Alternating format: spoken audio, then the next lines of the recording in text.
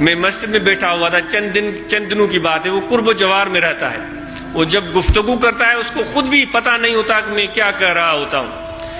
اس کی گفتگو سن کر میں بھی لرز گیا تھا۔ وہ مجھے کہنے لگا کہ اپنے ساتھ رکھنا ہے، مجھے کہنے لگا چند دنوں کی بات، مجھے اپنے ساتھ رکھنا ہے۔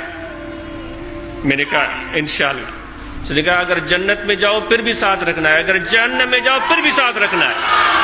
میں لرز گیا، میں کانپ گیا، میں اس کو جہنم سے ڈر نہیں لگتا؟ وہ کہنے لگا اگر جنت میں جاؤ پھر بھی ساتھ لے جانا ہے، اگر جہنم میں جاؤ پھر بھی ساتھ لے جانا ہے۔ تو اس کی بات سچی بات یہ ہے کہ اتنی گہری بات اس دوست نے کہی تھی، وہ یہاں موجود ہوگا کہ میں اس کی بات کو اس لمحے نہیں سمجھ سکا۔ میں سوچتا رہا یہ کیا کہہ رہا ہے۔ پھر مجھے وہ حدیث یاد آئی کہ حضور فرماتے ہیں کہ وہ جب اللہ کے محبت کرنے والے جہنم میں جائیں گے تو جہنم بھی گلزار بن جائے گا۔ میں تو کچھ بھی نہیں ہوں، تو میں تو سراپا تقصیر ہوں، میں تو عیبوں میں بھرا ہوا ہوں، میں تو گناہ گار ہوں۔ یہ اس دوست کا اس نے زن تھا میرے اندر من دانم، میں جو کچھ ہوں میں جانتا ہوں۔